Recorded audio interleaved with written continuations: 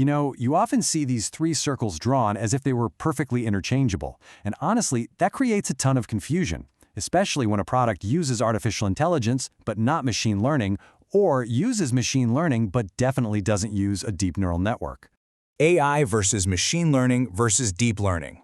Okay, let's jump right in.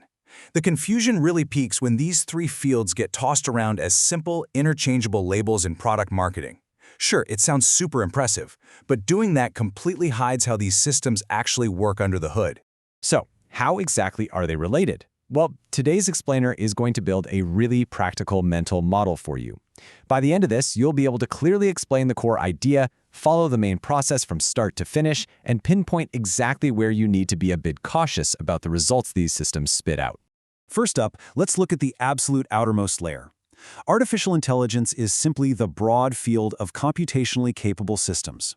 These terms aren't three competing labels for the exact same thing. They actually form a nested relationship based on their scope and their method. Think of AI as the big, overarching goal of creating capable computational systems. Now, let's zoom in a bit. Machine learning actually sits completely inside artificial intelligence. It represents a specific family of methods, and what makes it unique is that it improves task performance by learning patterns, mappings, or policies directly from data or experience. And at the deepest layer, we have deep learning, which is nested entirely inside machine learning. It's a highly specific machine learning approach built from many-layer neural networks. It's specifically designed to learn really complex representations of data. So here's the crucial takeaway. The label itself isn't the most important part. To truly understand what's going on, you need to turn these abstract buzzwords into an examinable system. And you do that by asking three simple questions. What information enters the process, what operation actually changes or organizes that information, and what kind of output comes back. Keeping those three parts strictly separate is literally how you figure out what a system is actually doing. Let's actually trace how this builds into a working mechanism. You start with AI as the broad goal. From there, you move into machine learning because the system needs to learn from examples. Then you step into deep learning, putting those multi-layer neural networks to work. Finally, you arrive at the complete system. And that complete system rarely uses just one trick. It usually combines learned models, established hard rules, database retrieval, and absolutely crucially, human controls. Together, these four stages are what connect your starting information to the final result. Now, why does tracing this exact path matter so much?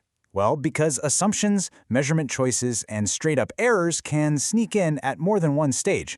A responsible explanation of any technical tool really needs to show you this entire process, not just the shiny final output. You've got to know where the vulnerabilities are. Let's ground this with a compact, real-world example. We're going to look at three very different tools, scaling all the way from a tax filing engine, which, let's be real, nobody enjoys dealing with, up to image recognition. We'll see how the underlying logic remains recognizable even when the variables completely change. Let's apply our definitions. Think about a tax filing rules engine. It's absolutely artificial intelligence, but it doesn't learn from data at all. It just follows hard-coded rules, period. Now, a linear spam classifier? That's machine learning, but it doesn't use deep learning. However, an image recognition network relies on those many-layer neural networks, making it definitively deep learning. A real deployed application in the wild might actually combine all three of these layers, along with databases and workflow rules. The nested concept we just talked about perfectly explains the categories, while these examples show you what's actually running in the real world. So how do we actually apply this? A great decision rule is to match the method to your specific question, the data you actually have available, and the cost of making an error. Please do not choose a technique just because it's popular or technically sophisticated right now. Ask yourself, are its inputs appropriate? Does its output actually answer the real question? And how will its performance be checked on relevant cases? You always want to use the most specific, accurate term when describing a method, and honestly reserve the term AI only for when you're discussing the broader system or the field as a whole. Which brings us to a massive misconception that we need to clear up right now. AI, machine learning, and deep learning are literally not synonyms. The much more accurate view is that they describe distinct nested conceptual levels. You have a broad field, a specific learning approach within that field, and a neural network subfield within that approach. Now, we do have to acknowledge a real-world limitation here. The boundaries between these fields, they're partly conventional. Real products use hybrid components that don't neatly fit into just one single label.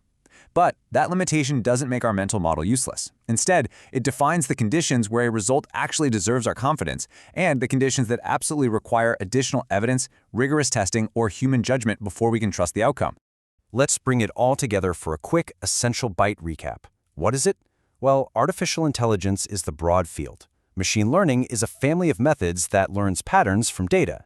And deep learning is a machine learning approach built entirely from multi-layer neural networks. How does it work? It moves systematically through AI, machine learning, deep learning, and finally to the complete system. And when does it actually matter? It matters when you need to match your method to the question, and when you absolutely must recognize those hybrid boundaries in real-world products. So that's the Essential Bytes: what it is, how it works, and why it matters. This is Data Science Bytes, complex ideas made clear. But right before we go, I want to leave you with a quick thought. The very next time an app claims it's magically powered by AI, are you going to know exactly which layer of this system is actually making the decisions for you? Or will you just have to trust the marketing?